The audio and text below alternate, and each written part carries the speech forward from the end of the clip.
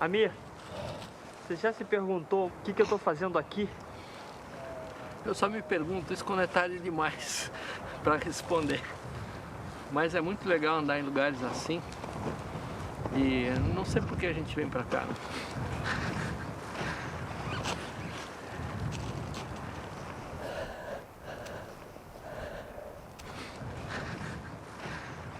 Puxa vida.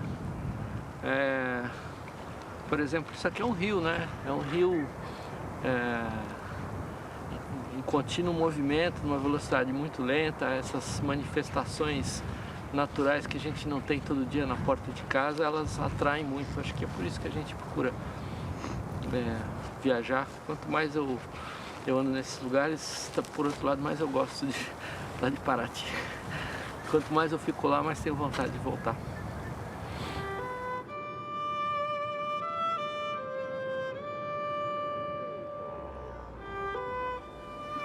É muito fácil hoje ver lugares espetaculares no cinema, na televisão. E eu sinto que isso acomoda muitas vezes essa vontade de descobrir. Quanto mais você vai conhecendo esses lugares que você busca tanto conhecer, e conhecendo de fato, sentindo o cheiro, conhecendo as estações e os problemas que você não vê, você vai descobrindo as coisas boas que você tem em volta da tua casa.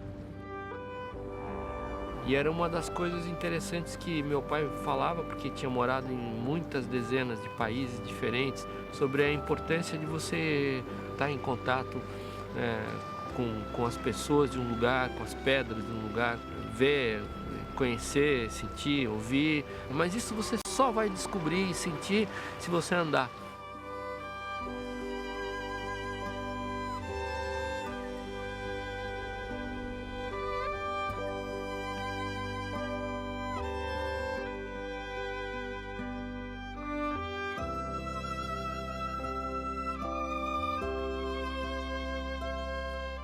Barcos são casas muito especiais, porque é uma maneira diferente de viajar. Você não vai apenas atrás do mundo, mas na verdade você transporta o seu mundo.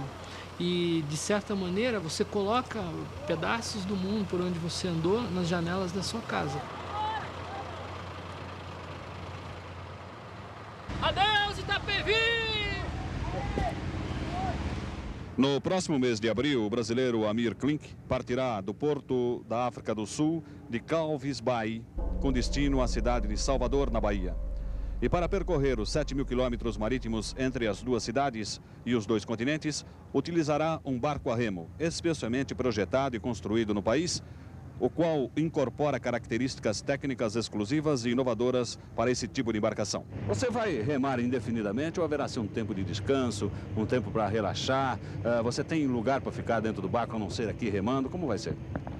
Eu vou remar no máximo 8 horas por dia. Eu não tenho patrão aqui, então eu posso parar, interromper para fazer um lanche, para fazer um cálculo de navegação astronômica, para ler um pouquinho, para escutar música. No final do dia eu cumpri minhas 8 horas, vou para casa dormir, é bastante perto, logo aí, não tem problema de condição. Quanto tempo você calcula que possa atravessar o oceano? Eu estou prevendo no máximo de 110 dias. Acho que agora, uma vez tudo pronto, no seu lugar, qualquer pessoa, o senhor inclusive, pode sentar aqui e vai concluir a travessia sem grandes problemas.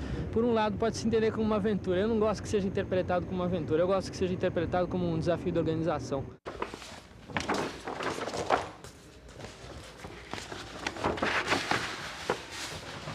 Todos os que morreram no Atlântico Norte, que eram muitos que tentaram e não tiveram sucesso, também morreram pela mesma razão, o barco capotava. Então eu fiquei muito impressionado com essa história do barco capotar. Eu insisti num barquinho que não capotasse.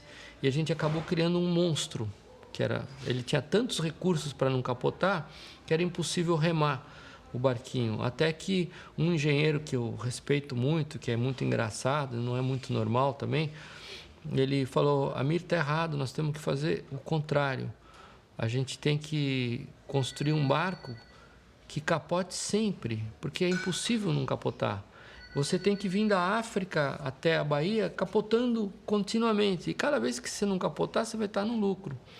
E isso inverteu totalmente o projeto do barquinho. Ele criou um barquinho totalmente instável, feito para capotar. E foi exatamente isso que fez dele um barco extremamente marinheiro.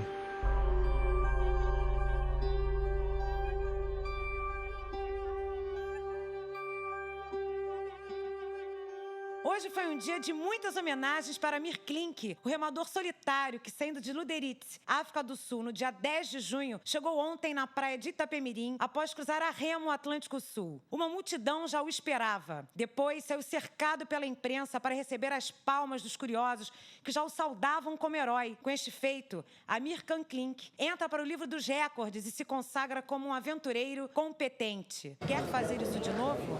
Eu acho que foi suficiente, né? Foi bastante difícil, eu não faria de novo essa experiência, né?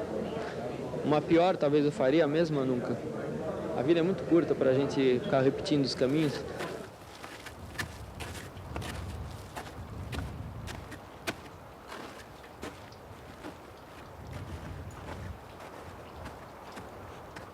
Foi uma empreitada extremamente ousada, a travessia no barco a remo, mas o risco era muito pequeno, porque um barco a remo tem pouca coisa que pode quebrar. Todos os problemas estão dentro da tua dimensão humana, dentro da resistência dos teus braços, dos teus dedos. Era uma casquinha de nós, era só isso que era impressionante. Mas casquinhas de nós vão muito mais longe do que a gente pensa.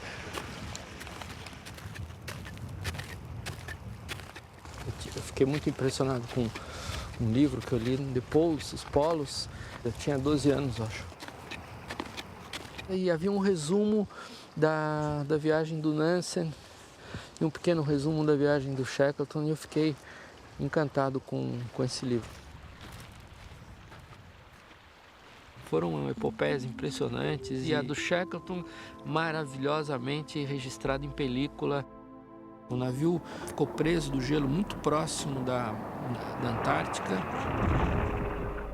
O Endurance literalmente morreu gemendo de sofrimento ao longo de meses, que esses gritos das madeiras do navio estourando foram minando qualquer ponta de esperança que os sujeitos pudessem ter de sair vivos dali.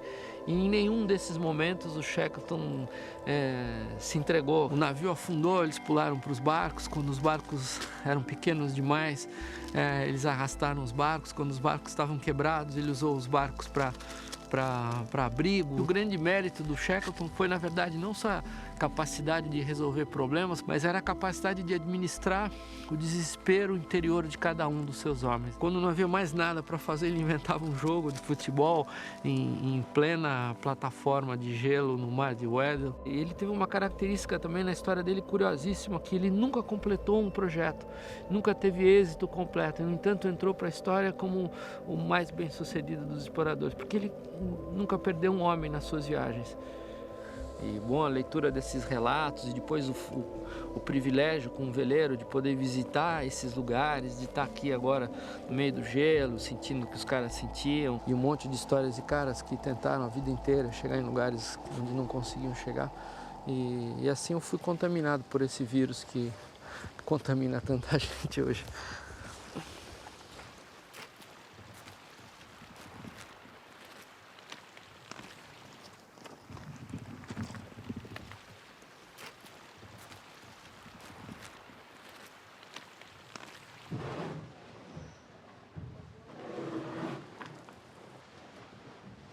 Eu não tive a minha canoa até os 10 anos.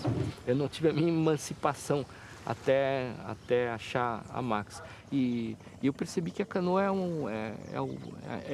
a emancipação do moleque. Quando ele consegue a sua primeira canoa, ele deixa de ser um garoto, passa a ser um homem. Você vê a alegria do molequinho quando ele ganha a sua primeira canoa, é um negócio muito bacana. Eu tive essa alegria com 10 anos, quando eu tive a Max. Era uma canoa levinha, bonitinha, eu conseguia carregar ela com mais uma pessoa e dava para ir para os lugares que eu queria, dava para ir procurar as primeiras namoradas e dava para ir para uma praia, para uma pedra, e aí a gente começa a descobrir a Baía de Paraty.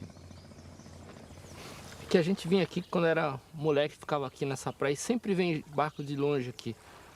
E eu ficava impressionado, porque às vezes a gente estava aqui, de repente parecia um barquinho enferrujado, estava chegando do Japão, estava vindo da África, estava indo para a América Central, descendo para o sul da Argentina. E aí a gente começa a pensar, né? A gente vai toda hora daqui para a cidade, volta daqui para a cidade, volta daqui para a cidade, volta. Você vai somando todos esses percursos e aí você pensa, puxa vida, dava para ir mais longe um pouco.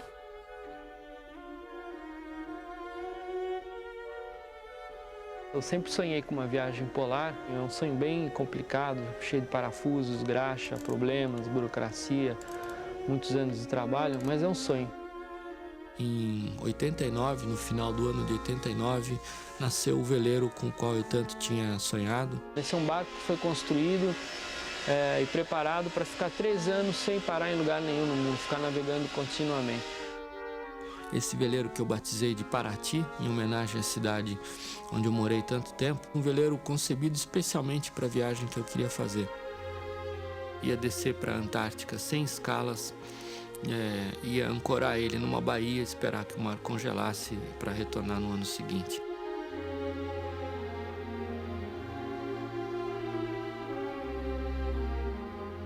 Para quem olha de fora, é o início de um grande momento, mas para quem está dentro, é quase um alívio a partida. E essa hora eu gosto de estar em paz, com a cabeça fria, para poder checar se você não esqueceu nada. E diversas vezes já esqueci coisas idiotas, já estava indo para a Antártica para ficar 2 anos e esqueci de levar fósforos. Eu tinha 4.000 itens no barco e não lembrei dos fósforos. Só lembrei porque um cretino me pediu fogo para acender o cigarro.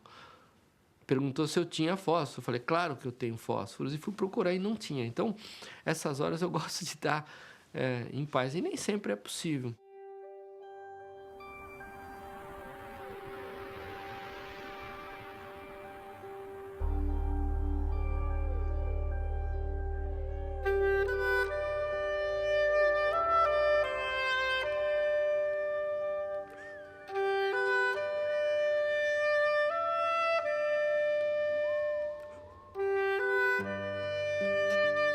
E no final do dia 26 de janeiro, eu estava entrando com o Paraty no meio de montanhas impressionantes, de rocha negra e gelo. E no final desse dia, eu consegui ancorar o Paraty na Baía Dorian, uma minúscula baiazinha que eu tinha escolhido para passar o meu inverno na Antártica.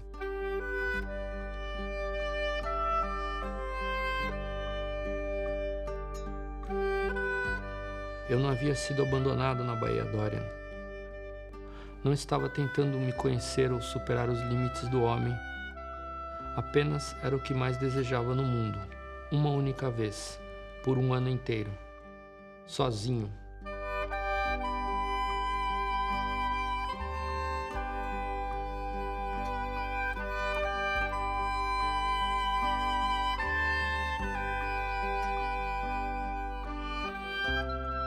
Não há desafio nenhum estar sozinho, mas é o desafio de fazer tudo sozinho, que é onde você precisa abrir mão de tudo aquilo que você está acostumado a ganhar.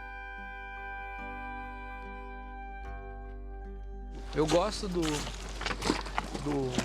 viajar para a Antártica, primeiro porque é uma utopia, é um continente totalmente utópico, não tem dinheiro, não tem bandeiras de países, não tem patriotismo e essas coisas inúteis.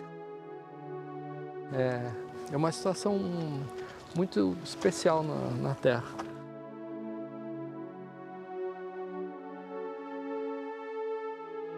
Tem uma vida marinha muito rica e é um continente vivo, demora para a gente perceber isso.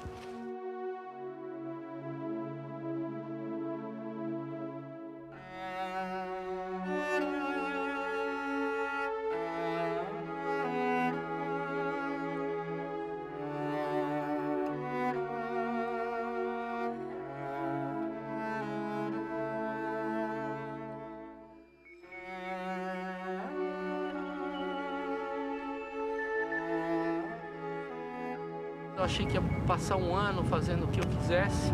Na verdade, a vida nesse grau de isolamento exige uma disciplina muito intensa. Tem que fazer água todos os dias, tem que fazer energia, tem que tirar a neve do convés, tem que checar os cabos, tem que esperar as janelas de bom tempo. E o fato é que a gente se ocupa bastante e passei um ano voando.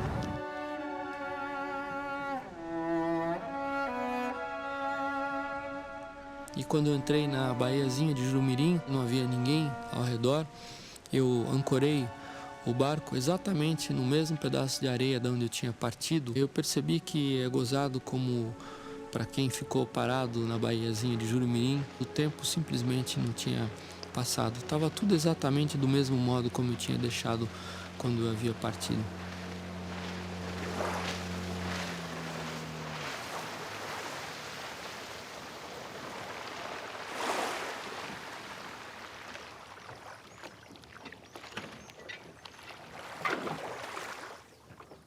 Cada um tem um cantinho para onde gosta de voltar e eu tenho esse cantinho. Eu acho que o Paraty gosta daqui também, né? O barco passa anos a fio às vezes aqui. Aqui era a casa de uma antiga fazenda que tinha aqui que ruiu. E aí uns 17 anos atrás a gente reconstruiu a casa, mas como a gente diz, com as próprias mãos. Com uma casinha mais leve, meio vagabunda, mas a gente gosta muito daqui. Eu não gostava de casa, tanto é que eu sempre morei até casar dormindo no chão. Quando a gente não conhece, ele é meio tímido, faz o gênero assim, inibido. Bom, literalmente acho que eu fisguei ela. Na verdade, um cliente pediu para que eu contratasse aquele maluco que atravessou o oceano a remo, sozinho, para dar uma palestra para um evento. Aí eu fui atrás do Amir. Eu trouxe a Marina para Paraty num fim de semana. Peguei a máquina fotográfica, falei que pôr do sol lindo. E ela fotografava compulsivamente, passou uma lancha. De repente, eu senti que alguma coisa aconteceu, balançou, frum, a máquina foi pro mar, eu fui também. Quando eu olhei para trás, eu vi a Marina ao lado do motor de popa, esquiando, sendo puxada por alguma coisa, se debatendo para tentar escapar do motor. Aí, vendo a hélice, vendo o bote, eu tentando me afastar, pus o pé, me empurrei para trás, no gás. Foi só então que eu parei o barco e não entendi aonde que ela tinha se prendido, porque ela estava de biquíni, não tinha roupa para poder enroscar. Puxa vida, então o que tá me prendendo assim? E não era camiseta, coisa nenhuma, era a minha pele, que estendeu desse tanto assim. E aí eu percebi que quando ela bateu na água, ela deu uma volta. E então não só ela perfurou a barriga, como ela fez uma volta completa, deu uma laçada no cunho. Então eu tive que desvirar ela na água e eu percebi que ela não estava sentindo, ou ela não tinha se dado conta que ela estava pendurada pela barriga. Aí, né, que o cunho entrou, saiu e eu fiquei fisgada. Fui fisgada pela Amir Klink. Gostou? Aí, eu acho que ele me pescou. Foi costurada, teve um monte de pontos, não teve nenhum dano mais importante, mas, enfim, foi uma experiência meio forte em Paraty e ela ficou com uma cicatriz bem bonita na barriga que eu passei a gostar.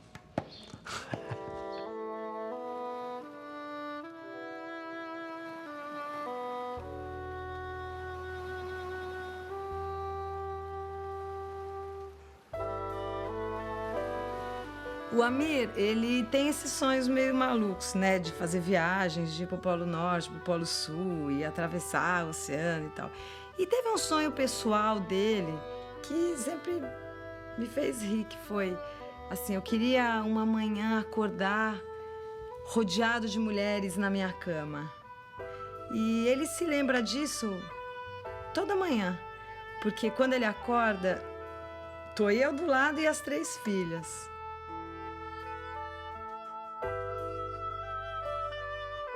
Mas eu posso te dizer, quando ele está em casa, ele recompensa todo o tempo que ele teve fora. Recompensa, principalmente com as meninas. Ele é um pai muito mais presente do que muito pai que está em casa o dia inteiro.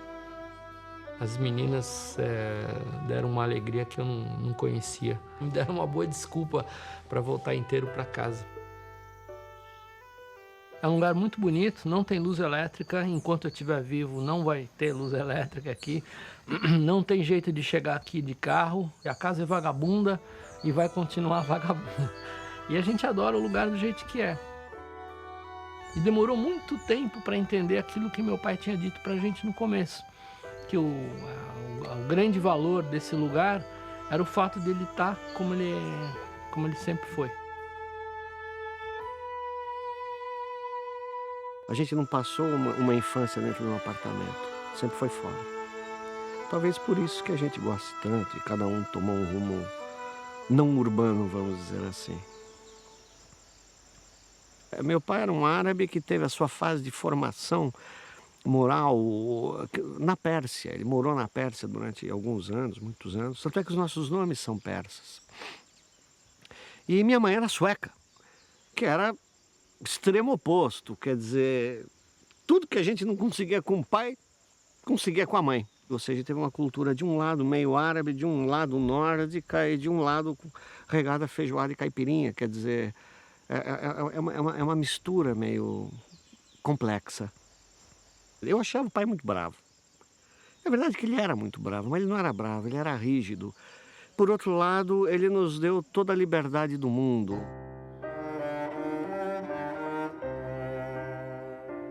Meu pai já tinha morado em muitos países, conhecia o mundo, e a paixão que ele demonstrou pela região era muito especial mesmo. Paraty era um lugar gozado, porque a gente se sentia como num outro planeta. As pessoas daqui têm uma característica própria muito curiosa. Não se usava necessariamente roupa todos os dias, tinham liberdades que na época não existiam no Brasil. O primeiro lugar onde a gente ficou em Paraty foi essa casa aqui. Era o Hotel Brasil, da Dona Zezé. E da janela da cozinha do hotel nessa rua, a gente pescava peixe-rei. A arquitetura da cidade era uma arquitetura bonita do Brasil. Era uma cidade abaixo do nível do mar. A maré lavava as ruas, e ainda é assim. A Rua da Praia é a próxima de lá, e é uma rua mais funda que essa. Por aquela rua já andei de canoa quase toda, já fui na padaria comprar pão, embicando a canoa dentro da padaria, no balcão, sem descer da canoa. A silhueta dos sobrados refletida no espelho da água do mar, no meio das ruas. Isso acontecia quase sempre de madrugada, quando estava todo mundo dormindo, né?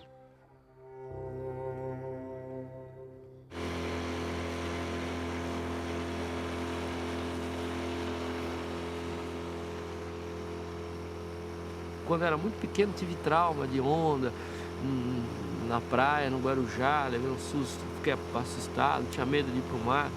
E é curioso como em Paraty isso mudou.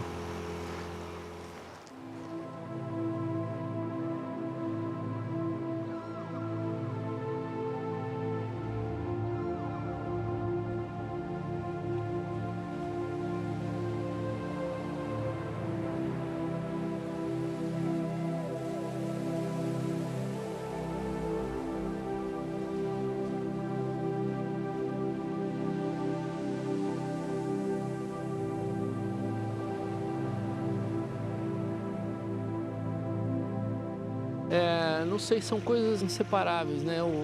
Eu amo perdidamente as 3, as 4 e não vou deixar por nada de viajar também. Então, é difícil explicar. Todo mundo falou, os meus primos falaram, você vai parar com essas histórias assim que tiver o primeiro filho.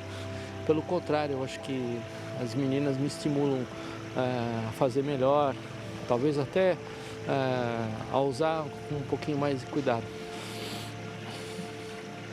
Então não atrapalhou, não. Eu espero um dia que elas gostem como eu gosto e que possam vir juntos também.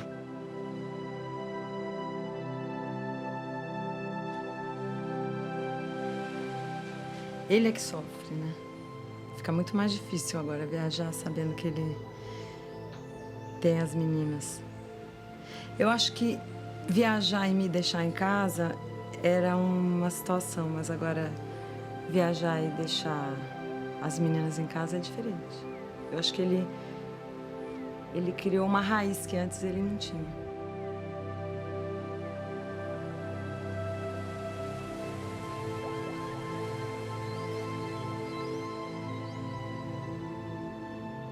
Eu acho que não dói, sabe por quê? Eu tenho muito orgulho do que ele faz. Eu sou mais do que qualquer uma, eu sou a maior admiradora dele. Eu sou a grande fã dele. Na minha carteirinha está escrito número 1, né? E eu acho que por eu ser a maior fã do Amir, é que eu tenho tanta segurança de que ele vai chegar inteiro em casa. Não dá nem para sentir medo, é uma certeza cristalina de que você não escapa se cometer um erro. Ele vai, mas ele volta. Eu sei que ele vai voltar inteiro para casa. Passamos a última noite na casinha de Jurumirim. Os lampiões foram apagados bem cedo e na manhã seguinte, as gêmeas e a Marina embarcaram na baleeira rumo à cidade. Melhor assim, sem despedidas nem palavras. Um abraço apertado em cada uma, um aceno nervoso e o desejo silencioso de encontrá-las, quem sabe, perto do equinócio de outono, quando as gêmeas fariam seu segundo aniversário. Partia para minha primeira volta ao mundo. Tinha escolhido uma rota difícil, a mais difícil, e sabia que era grande a probabilidade de não completar a viagem. Eu poderia ser obrigado a desistir, como tantos desistiram antes. Nos 5 meses seguintes, estaria cutucando os mares mais agitados, temperamentais e gelados que existem, negociando dia e noite com ventos fortes, mar cruzado, trânsito de gelos, neblina e nevascas. E em vez de apenas atravessar o cinturão de ondas gigantes que contorna a Antártica, estaria continuamente vivendo nele, sem poder contar com o auxílio de ninguém. Só tem um lugar na Terra onde é possível sair de um ponto e continuar navegando sempre na mesma direção até bater no ponto de partida. E a ideia era contornar a Antártica a partir de um ponto dentro da convergência antártica. A Geórgia do Sul é uma ilha exatamente dentro da convergência antártica. Uma latitude muito alta para uma volta ao mundo, uma latitude que os barcos normais não gostam de ir, porque tem gelo, tem todos esses problemas, mas é um caminho que encurta enormemente uma volta ao mundo. Além do inferno, como diziam os navegadores do passado.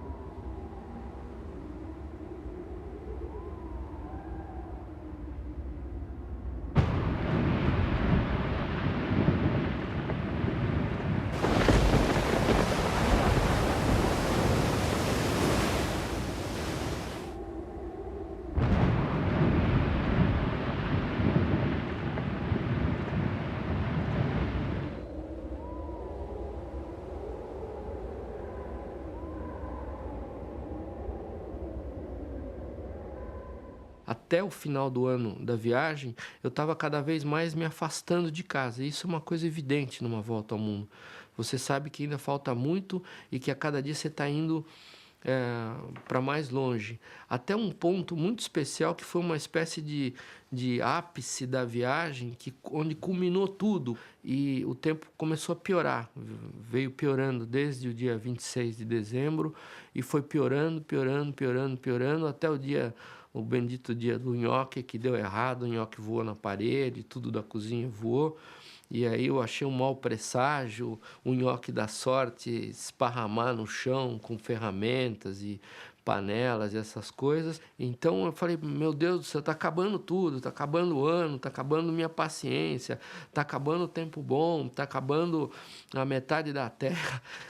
O Oceano Índico está acabando e está tudo piorando. E você chega num ponto onde você fala, não é possível que vai piorar mais. E piorou bem mais. Entre o dia 28 de dezembro e o dia 2 de janeiro, aconteceu uma sucessão, eram depressões muito violentas. Isso acabou originando a famosa tempestade que destruiu a flotilha da regata Sydney Hobart, que é considerada a tempestade do século. E foi uma tragédia porque morreu muita gente. Muitos barcos quebraram, 60 e poucos barcos quebraram, 6 velejadores desapareceram.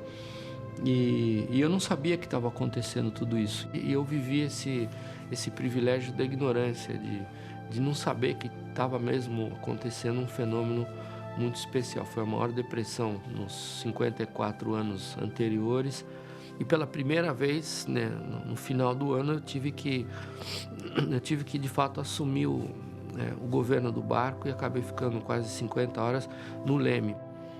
E eu fiquei muito preocupada porque eu sabia o tamanho das ondas que ele estava enfrentando. E o fato dele não se manifestar, dele não telefonar, dele não dar notícias, e as pessoas que falavam comigo não tinham recebido informações dele, isso me preocupava. O mar ficou tão caótico, cresceu tanto, eu não conseguia mais manter uma direção inteligente, as ondas não eram mais regulares, eram ondas cruzadas, e algumas vezes o Paraty deitou, e aí passou a ser uma questão de sobrevivência, não deixar o barco capotar. E aí você sente um cansaço por antecipação, sabendo que não vai poder dormir nas próximas horas. No dia que ele me ligou, ele falou que tinha sobrevivido a 24 horas de tempestade. Ele ficou 2 dias sem dormir. E, bom, sobreviveu, graças a Deus.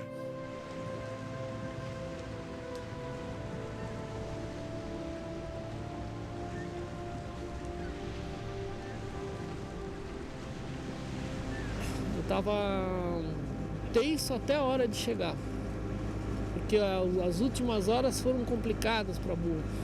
O barco deu essa semi-capotada, eu fiquei preso lá embaixo, por azar eu estava na casa de máquinas, preparando para ligar o motor, e eu não vi o que aconteceu. Quando eu saí, o Paraty já estava no trampo normal. Fui dar partida no motor, pá, o motor parou. Quer dizer, aí nessa hora, droga, vou voltar pro Brasil, não vou me mandar aqui. Vou virar para cima e volto pro Brasil, não vou aguentar.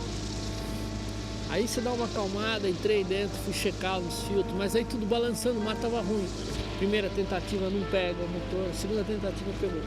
Aí dá uma sensação de vitória, quando você vence a máquina. Eu venci a máquina, cheguei aqui tranquilo, o sol nasceu e atraquei às 7h30 da manhã numa boa, foi muito legal.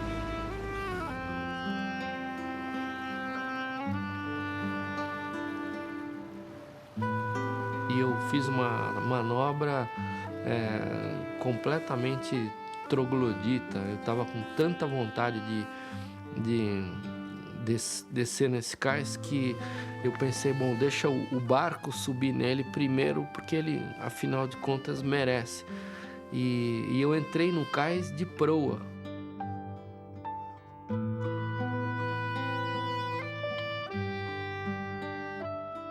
Eu gosto muito desse barco e ele me trouxe de volta ao cais da onde eu parti. Nem parece que o barco acabou de completar uma viagem de volta ao mundo por latitudes difíceis e passou por tantos apuros. Não tem nenhum dano depois de uma viagem de quase 14 mil milhas. Apenas ele está esperando a hora de soltar os cabos aqui para voltar para o Brasil.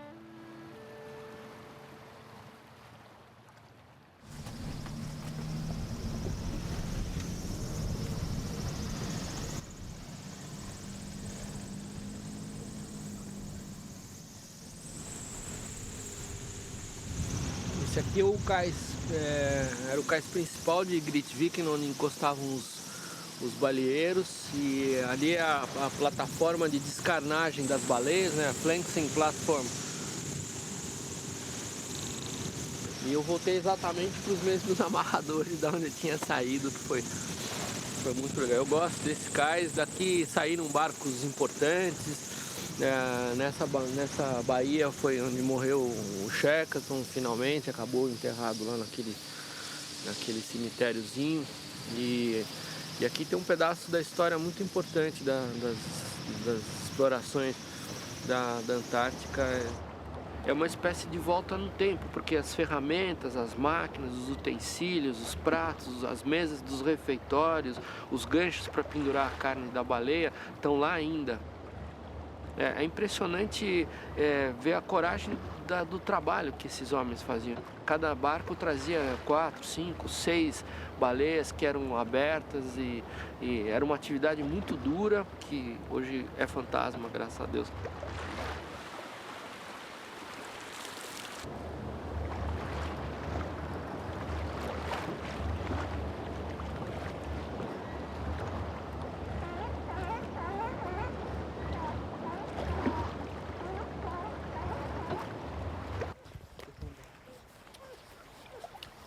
Embora sendo uma ilha subantártica e com toda a fauna e tudo mais, tem verde aqui, que é uma coisa que não tem na Antártica. E é o único lugar ao longo da convergência antártica onde é possível ter uma leguminosa para pôr na salada. Eu não gosto muito de visitar cemitério, mas as melhores folhinhas dessa espécie de rúcula ficam em volta da tumba do Shackleton. Então, volta e meia eu vou para lá para colher essas folhinhas e, enfim, é engraçado comer salada do Shackleton.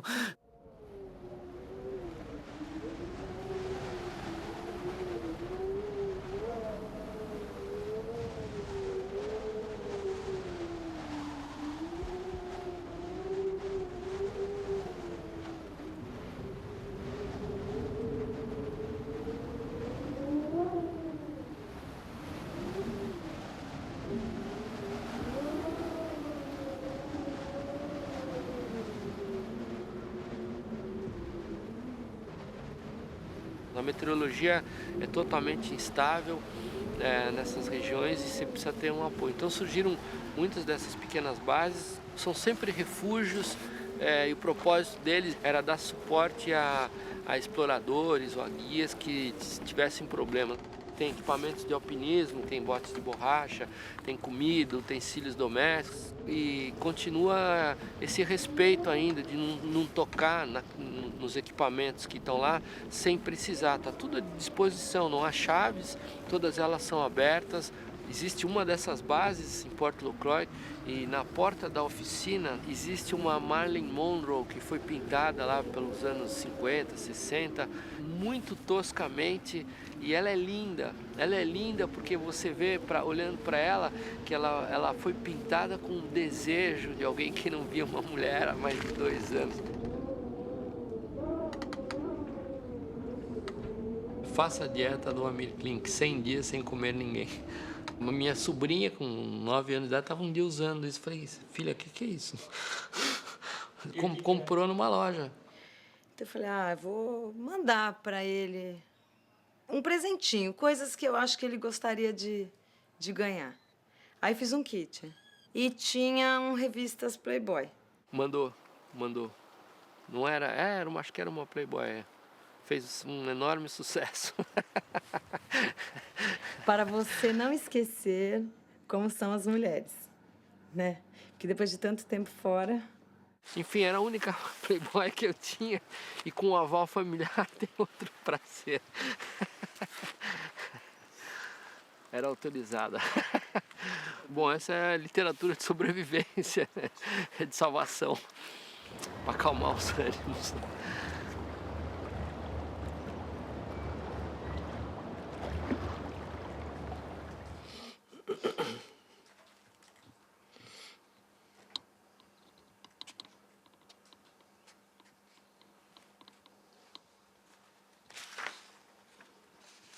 Amir,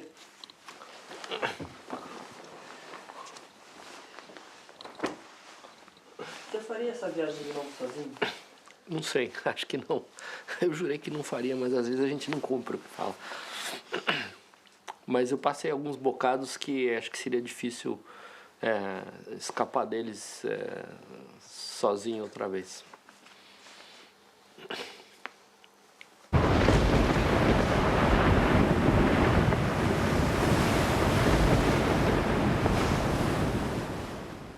Não dá para comparar. Essa viagem foi 100 vezes mais pauleira do que qualquer outra viagem que eu já fiz. 100 vezes no mínimo.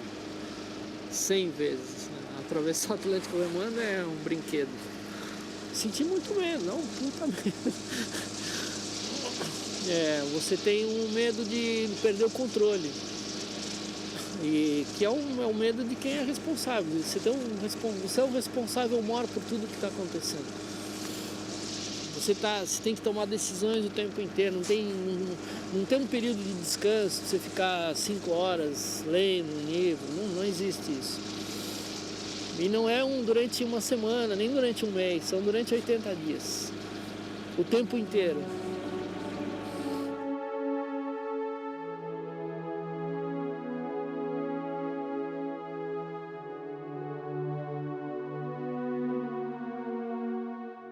sorte é importante, eu sei que ela existe, muitas vezes ajuda a ter sorte, mas eu procuro nunca contar com a sorte. Nem mesmo em Deus paro para pensar, porque é tão evidente que um erro custa a morte, que não precisa ficar mítico, não precisa agradecer a ninguém por ter te salvo. Eu acho que são situações onde você depende da tua competência, do teu cuidado, dessa capacidade de sentir o meio.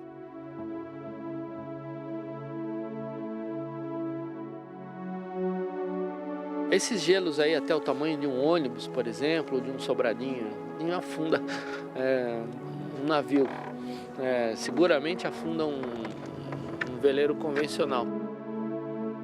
E você está sempre andando rápido, não tem como parar um veleiro em alto mar.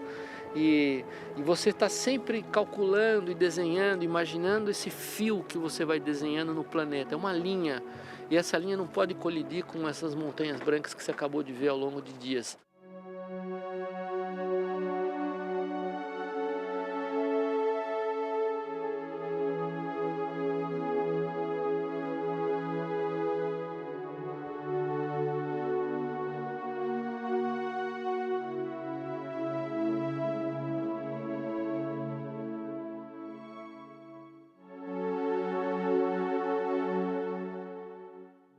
E numa tempestade, a gente simplesmente não tem mais como desviar de um iceberg ou de um gelo. Se tivesse gelo, eu teria muito pouca margem para sair fora.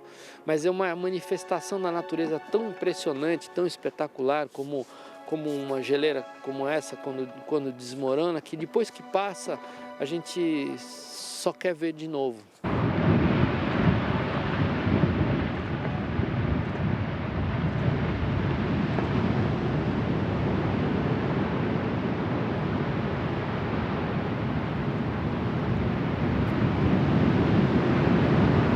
É uma negociação que envolve respeito mútuo o tempo inteiro. Então, você não pode impor a tua vontade. Que bom que seria se o vento mudasse e a gente pudesse continuar para leste, mas não dá agora, dá aquela ansiedade. E esse exercício de negociar com as ondas, de conversar com o mar, eu acho que é a grande qualidade de um bom navegador. Você é obrigado a se equilibrar. Você está em cima da lâmina de uma faca e você simplesmente sabe que não pode cair.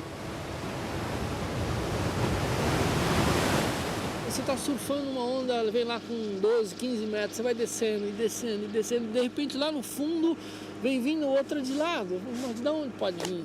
E se você não está lá para ver isso na última hora e fazer a correção, deita o barco, arrebenta tudo.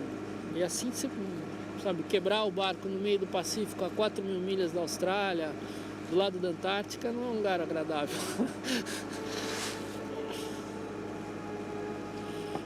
Existe na Inglaterra uma revista que tem um conselho que escolhe os maiores feitos de vela no mundo. E nesse ano a revista falava que o Amir tinha ganho essa medalha, que por sinal foi a segunda medalha dele. Eu acho que a primeira foi a travessia solo do Atlântico a remo. Ele ganhou uma medalha dessa e ganhou essa vez essa medalha nessa circunnavegação antártica. Então é o maior prêmio, assim a gente pode talvez comparar o prêmio Nobel da vela, ser escolhido por essa comissão para ter a honra de ganhar essa medalha. E ele faz as coisas como se fosse a coisa mais normal, para ele aquilo não é nada, ele consegue. Eu acho que ele chega em Paraty, fecha o barco, põe a mochila nas costas e vai para casa depois de ter dado uma volta na Antártica e fala, acho que eu dei uma volta na Antártica. E não gosta nem de falar disso. I read a quote the other day, which I pulled on him today, in which he said he would never again make another trip alone. And then he made this 88-day circumnavigation, historic navigation of Antarctica. It's unedited. It's fantastic. Realmente foi fenômeno do ponto de vista náutico, mais que a travessia para os especialistas, a travessia a remo. A travessia a remo para nós é mais óbvia. A 360 é realmente um programa gigantesco, um domínio de si com o mar que tem que ter absurdo. Eu não sei como ele aguentou psicologicamente. Uma viagem muito difícil, não é uma viagem para qualquer, nem para qualquer barco e eu penso que nem para qualquer tripulação. Estou contente pra caramba de ter feito.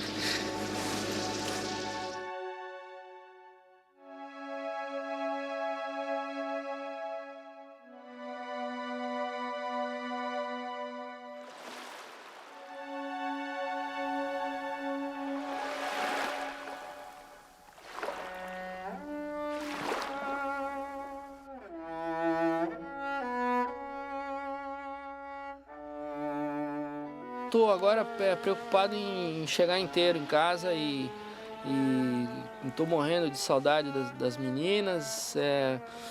Queria tentar passar a Páscoa no Brasil e eu acredito que vai dar.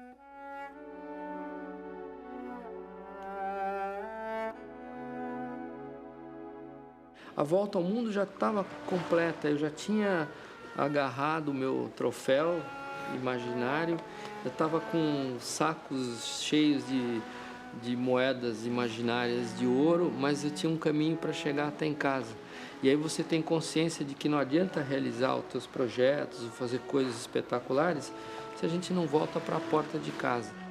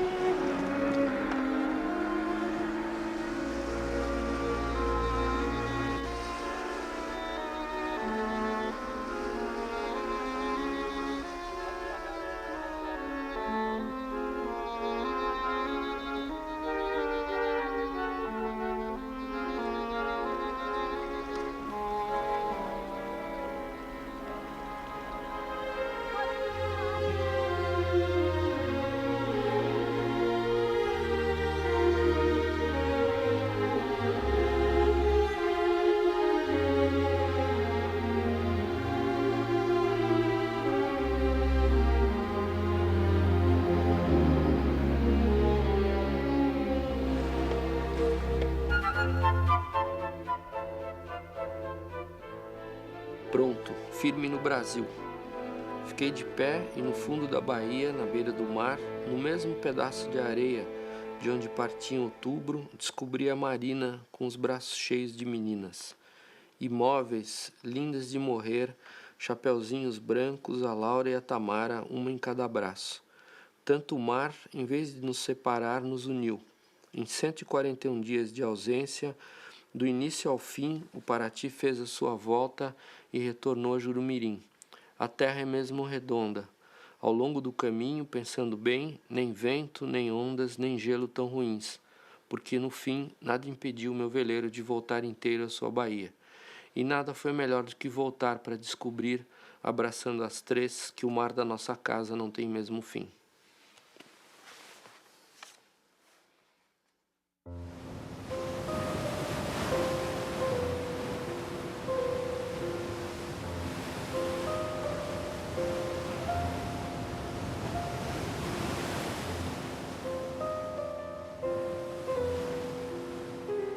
Pior do que passar frio, subindo e descendo ondas ao sul do Oceano Índico, seria não ter chegado até aqui, ou nunca ter deixado as águas quentes e confortáveis de Paraty.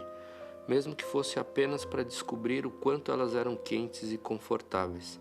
Eu senti um estranho bem-estar ao contornar gelos tão longe de casa. Hoje entendo bem meu pai.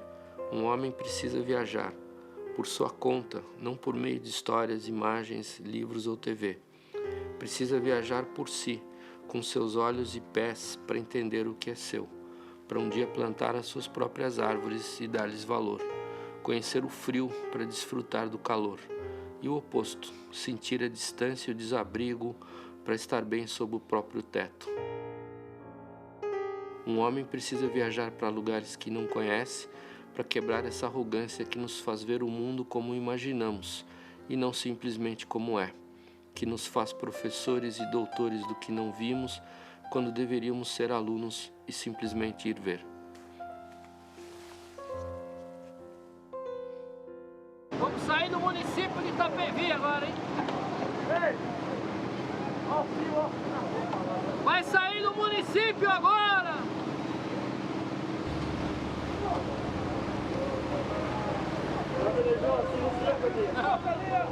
Na verdade, o barco passa a ser, de repente, um membro primeiro da família, né? Quer dizer, ele estava aqui já antes de ter família constituída, casa, essas coisas. É engraçado, ele conheceu meu pai, que não existe mais.